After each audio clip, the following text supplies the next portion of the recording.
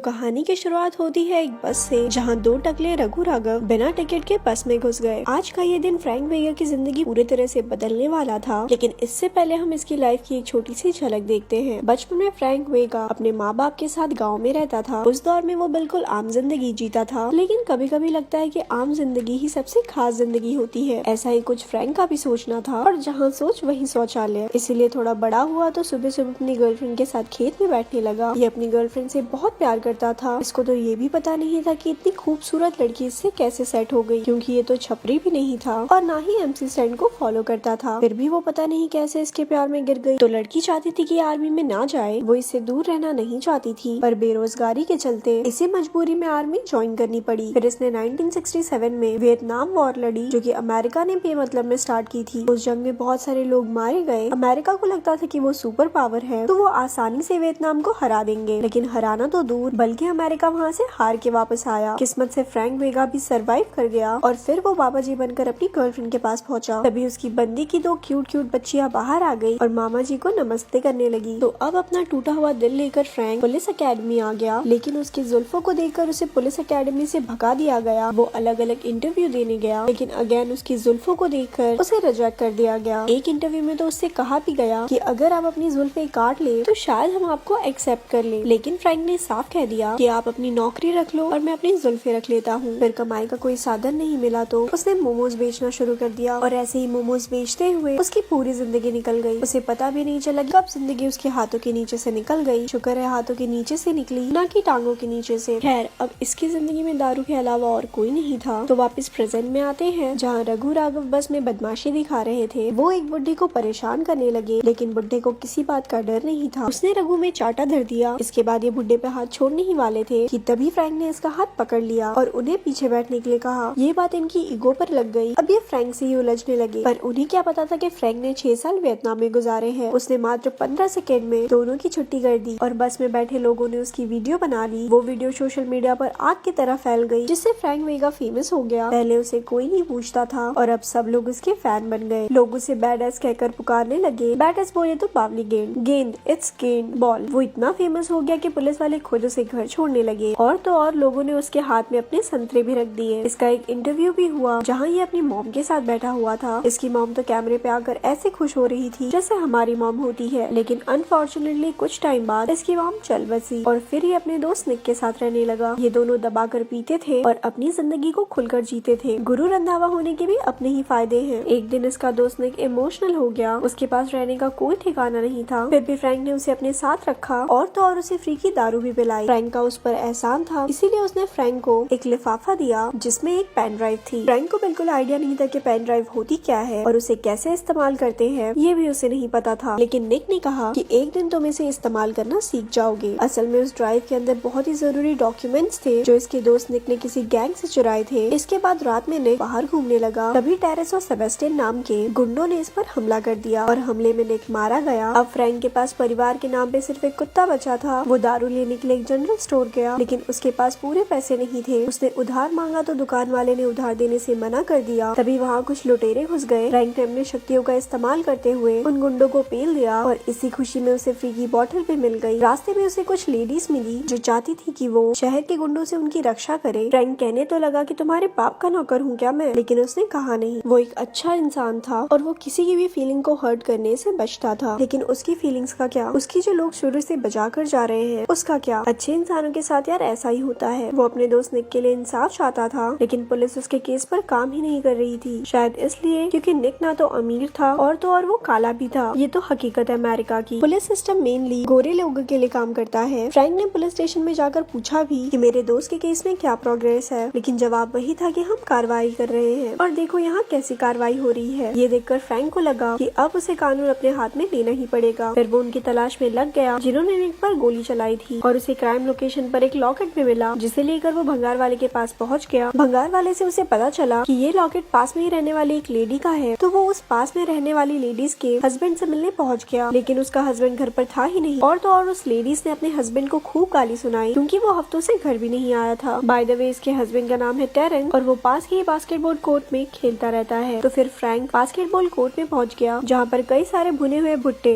Basketball खेल रहे थे। फ्रैंक ने उनसे टेरेंस के बारे में पूछा, तो वो लोग फ्रैंक को वो गाली बकने लगे। फिर एक लंबू उसकी तरफ बढ़ा और ये देखो, फिर फ्रैंक ने 2-4 बंदों को और पेल दिया, जिसके बाद उसे टेरेंस के बारे में बढ़िया लीड मिली। अब उसे रोनाल्डो नाम के बंदे को ढूंढना था, जिसे मोस्ट प्रोबेबली पता होगा कि टेरेंस इस वक्त कहाँ पर छुपा है। वो रोनाल्डो के घर पहुंच गया और वहाँ पे रोनाल्डो नहीं बल्कि उसका रूममेट मिला। उसने इसे बताया कि रोनाल्डो वेलवेट क्लब में रोज सुबह आता है, तो अब रोनाल्डो से मिलने के लिए फ्रैंक को कल तक का इंतजार करना पड़ेगा। दूसरी तरफ गैंगस्टर बॉस पैंथर को दिखाते हैं, जो शहर के एक बड़े मंत्री के साथ बैठा हुआ था। वो दोनों पेन ड्राइव को लेकर बहुत परेशान थे। अगर इन्हें वो पेन ड्राइव नहीं मिली तो इनका करोड़ों का नुकसान हो जाएगा। इधर फ्रैंक को अपनी पड़ोसन पसंद आ गई। वो अपने पति से दुखी थी, तो फ्रैंक उसकी मदद करने पहुंच गया। उनके बीच अच्छी बातचीत हुई और फिर अगले दिन फ्रैंक रोनाल्डो की तलाश में वेलवेट क्लब आ गया। वहाँ उसने रोनाल्डो के बारे में पूछा तो लोग उस पर चढ़ने लगे। फ्रैंक लड़ना नहीं चाहता था, लेकिन बंदों ने उसे मजबूर कर दिया। फिर फाइनली ठुकाई होने के बाद उन्होंने रोनाल्डो के बारे में बता दिया, जो कि ऊपर वाले फ्लोर पे था। तो रोनाल्डो यहाँ बंदियों के साथ फुटबॉल खेल रहा था, लेकिन उसका गेम जल्द ही ओवर हो गया। अब फाइनली उसने टेरेंस का पता निकलवाया। टेरेंस किसी मसाज वाली लड़की को डेट कर रहा था, तो अब इसे उस मसाज वाली लड़की को ढूंढना था। जैसे ही ये घर आया, वहाँ बिग